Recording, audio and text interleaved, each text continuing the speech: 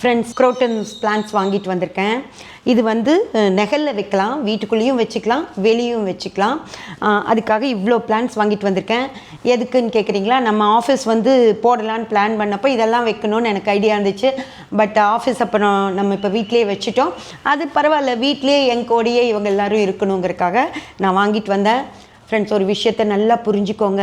நமக்கு நல்ல நேரமும் சரி, கெட்ட நேரமும் சரி, நம்மளோட ஜாதகத்தில் தான் வருமோ தவிர இந்த இலைகளோ இந்த பூவோ செடியோ நமக்கு எந்த ஒரு பிரச்சனையும் கொடுக்காது.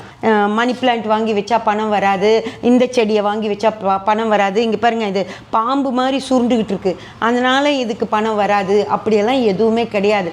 செடிகள் அப்படிங்கிறது அது வேறு விஷயம். நம்ம நேரம் காலம் கெட்ட நேரம் அதெல்லாம் வேறு விஷயம். அதனால் தயவு செஞ்சு இதுக்கும் நம்ம நேரத்துக்கும் கனெக்ட் பண்ணிவிட்டு இந்த செடி இருந்ததுனால தான் நீங்கள் மேலே வரல அப்படின்னு சொல்கிற விஷயங்களெல்லாம் தயவு செஞ்சு நம்பாதீங்க. அப்படியெல்லாம் எதுவுமே கிடையாது.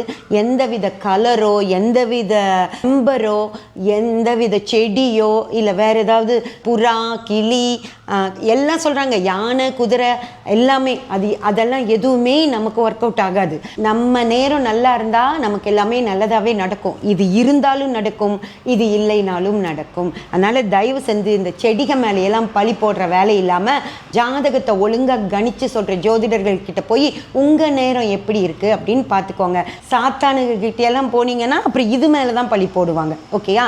தயவு செஞ்சு அதே மாதிரி தான் வாஸ்துக்கும் சொல்கிறேன். இந்த செடிக்கும் வாஸ்துக்கும் எந்த சம்மந்தமும் இல்லை, மணி பிளான்ட்டுக்கும் வாஸ்துக்கும் எந்த சம்மந்தமும் இல்லை.